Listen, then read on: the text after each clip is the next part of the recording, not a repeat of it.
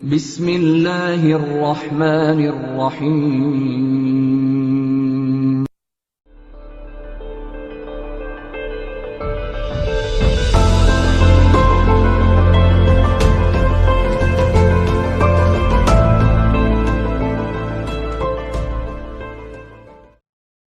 बिस्मिल्लाहिर्रहमानिर्रहीम। अस्सलाम वालेकुम एंड वेलकम स्टूडेंट्स। उम्मीद करता हूँ आप सब खैरियत से होंगे।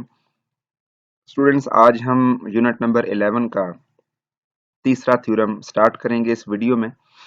और इस थ्योरम की स्टेटमेंट आपके सामने मौजूद है कि equal chords of a circle or of congruent circles subtend equal angles at the centre.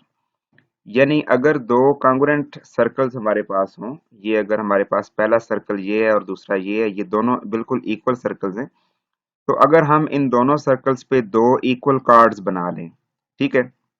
Cards के बारे में तो आप जानते ही हैं कि कार्ड्स का मतलब होता है कि अगर हम सरकमफेरेंस पे कोई से दो पॉइंट्स ले लें और फिर उनको हम ज्वाइन कर लें तो ये आपके पास एक कार्ड बन जाती है। तो लेट्स सपोज कि मैं इस सर्कल में एक कार्ड लेता हूँ ए से लेके सी तक।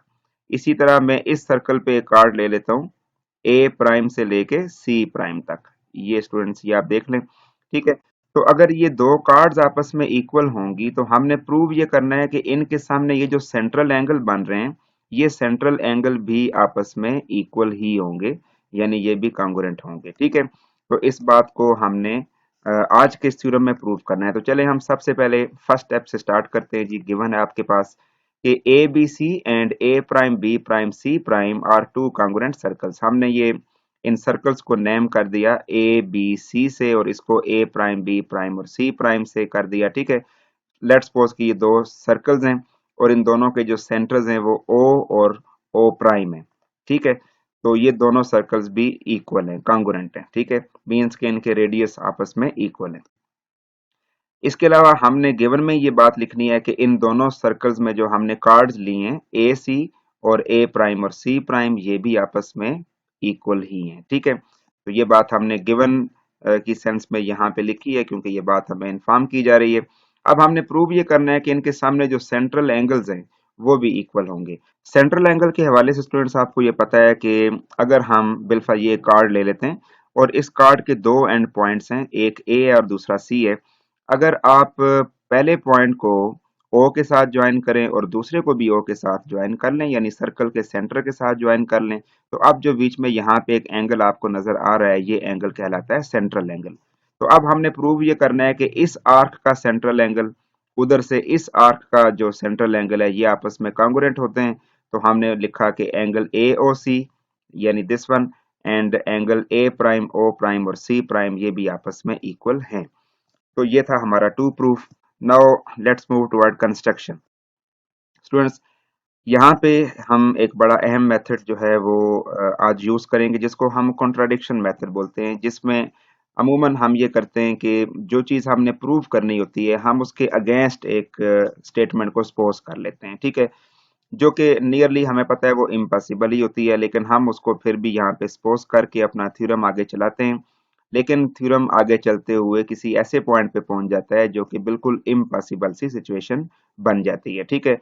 तो जब एक इम्पॉसिबल सिचुएशन बनती है तो हम फिर अपने इसकी जो ओपोजिट स्टेटमेंट है, मीन्स के जो रियल स्टेटमेंट है, हम उसको प्रूव कर सकते हैं, ठीक है। तो हमने यहाँ पे भी ऐसा किया कि ये जो टू प्रूव में हमने प्रूव करना था कि A O C is congruent to A prime O prime C prime, तो हमने बिल्कुल इसके अगेंस्ट एक उलट प्रूफ सपोज कर लिया, सॉरी, कि angle A O C is not equal to angle A prime O prime C prime. हमने इसके बिल्कुल ऑपोजिट एक स्टेटमेंट को सपोज किया, ठीक है। अच्छा, अब अगर ये ए ओ सी इसके इक्वल नहीं है तो फिर हमें ये बताना पड़ेगा, ये डिफाइन करना पड़ेगा कि ये फिर किसके इक्वल है। तो इसके मकसद के लिए हमने सी प्राइम से हट के थोड़ा सा एक और पॉइंट यहाँ पे ले लिया जिसको डी प्राइम कह दिया। डी प्राइम को हमने ओ प्राइम के साथ ज्वाइन किया। यू हमारे पास यहाँ पे एक नया सेंट्रल एंगल बन गया। तो नया सेंट्रल एंगल कहाँ से कहाँ तक है जी, देखें, ये आपका यहाँ से लेके यहाँ तक है, ठीक है। ये एक न्यू सेंट्रल एंगल आपके पास यहाँ से यहाँ तक बन गया, ठीक है। तो हमने फिर ये कह दिया कि जो ये वाला सेंट्रल एंगल है ए ओ सी, ये फिर इसके इक्वल है, A prime O prime D prime के इक्वल है, ठीक है। ये हमने यहाँ पे बता दिया। अब हम इसी की बेस पे अपना थ्योरम आगे लेके चलेंगे। ओके स्टूडेंट्स, अब स्टेटमेंट रीजन की तरफ हम आते हैं।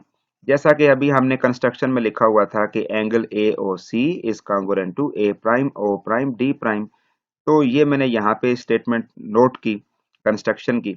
अब चूंकि ये दो सेंट्रल एंगल्स हैं, तो फिर इन दोनों के जो सामने आर्क्स बनेंगी वो भी हमेशा कॉन्ग्रुएंट ही होंगी, क्योंकि ये एक प्रॉपर्टी है, एक बेसिक प्रॉपर्टी है कि जब सेंट्रल एंगल इक्वल होते हैं तो डेफिनेटली उनके सामने जो आर्क्स बन रही हैं वो भी इक्वल होती हैं। तो अगर मैं इस सेंट्रल एंगल के सामने आर्क देखूं तो वो होगी ए सी, ये आर्क है, ठीक है, ए सी। और अगर इस सेंट्रल एंगल जो मैंने नया बनाया था इसके सामने मैं आर्क देखूं तो वो होगा ए प्राइम डी प्राइम। तो ये फिर दोनों आर्क्स भी इक्वल होंगी because their central angles are equal. तो यही मैंने यहाँ पे रीजन लिखी कि arc subtended by equal central angles in congruent circles are always congruent. ठीक है, तो स्टूडेंट्स ये हमने दोनों आर्क्स को इक्वल कह दिया। अब अगली बात ये है कि जब दो आर्क्स इक्वल होती हैं तो फिर इनके सामने जो कार्ड्स बनती हैं वो भी फिर इक्वल होती हैं। यानी अगर ये दोनों आर्क्स इक्वल हैं तो फिर इनके सामने कार्ड्स कौन सी होंगी, तो चलें चेक करते हैं। अगर हम देखें कि ए सी की जो कार्ड है वो कौन सी है, तो वो ये ए सी है, ये मतलब सीधी लाइन। ठीक है, आर्क तो आपको पता है ना कि ये कर्व शेप में आ रही होती है, लेकिन कार्ड जो है वो एक स्ट्रेट शेप में आती है, ठीक है, स्ट्रेट लाइन की शक्ल में। तो फिर ए सी जो होगा वो किस कार्ड के इक्वल होगा जी, वो कार्ड के फिर इक्वल होगा ये इसके, ठीक है जी। क्योंकि दूसरी जो यहाँ पे आर्क थी वो ए प्राइम डी प्राइम थी, तो ए प्राइम और डी प्राइम को मिला के जो कार्ड बनती है वो फिर ये बनती है, ये स्ट्रेट लाइन आपको नजर आ रही है, ठीक है जी।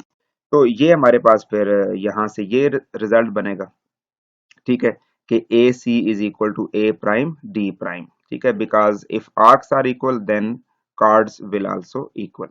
3 नंबर 1 में हमने इस बात को साबित किया था। अच्छा जी, अब हमारा रिजल्ट तो ये आ रहा है जी, हमने जो रिजल्ट आउट किया अपनी इस पोजीशन से वो ये आ रहा है। लेकिन अगर हम ये देखें कि हमारे गिवन में क्या था, गिवन में लिखा हुआ था कि ए सी, गिवन में था कि A C is equal to A prime C prime. अगर हम गिवन की स्टेटमेंट को अपने रिजल्ट के सामने ला के रखें तो फिर हमारे सामने कंपैरिजन के बाद क्या चीज आती है, ठीक है। ये गिवन की स्टेटमेंट हमने लिखी और ये हमारा रिजल्ट है। इन दोनों को अगर हम कंपेयर करें तो हमारे पास ये रिजल्ट आता है कि A prime D prime is equal to A prime C prime, यानी ये रिजल्ट फिर हमारे सामने आ जाता है, ये वाला, ठीक है। अब देखते हैं कि क्या ये रिजल्ट हमारी डायग्राम में भी नजर आ रहा है, क्या क्या हमारी डायग्राम में भी ए प्राइम सी प्राइम और ए प्राइम डी प्राइम इक्वल ही है। तो चेक करें जरा, देखें ए प्राइम सी प्राइम ये है, उधर से ए प्राइम और डी प्राइम ये है, ये तो बिल्कुल इक्वल नहीं है। इसका मतलब ये है कि ये हमारे पास एक ऐसी स्टेटमेंट आ रही है जो हमारी इस डायग्राम से कॉन्ट्राडिक्ट कर रही है, ठीक है, इससे टकरा रही है, ठीक है। ऐसा सिर्फ एक सूरत में मुमकिन हो सकता है, यानी A prime C prime equal to A prime D prime, सिर्फ एक सूरत में हो सकता है, वो ये कि अगर हम डी प्राइम को भी यहां से उठाएं और सी प्राइम के साथ ही इसको भी शिफ्ट कर दें, यानी डी प्राइम यहां से इधर शिफ्ट हो जाए, ठीक है।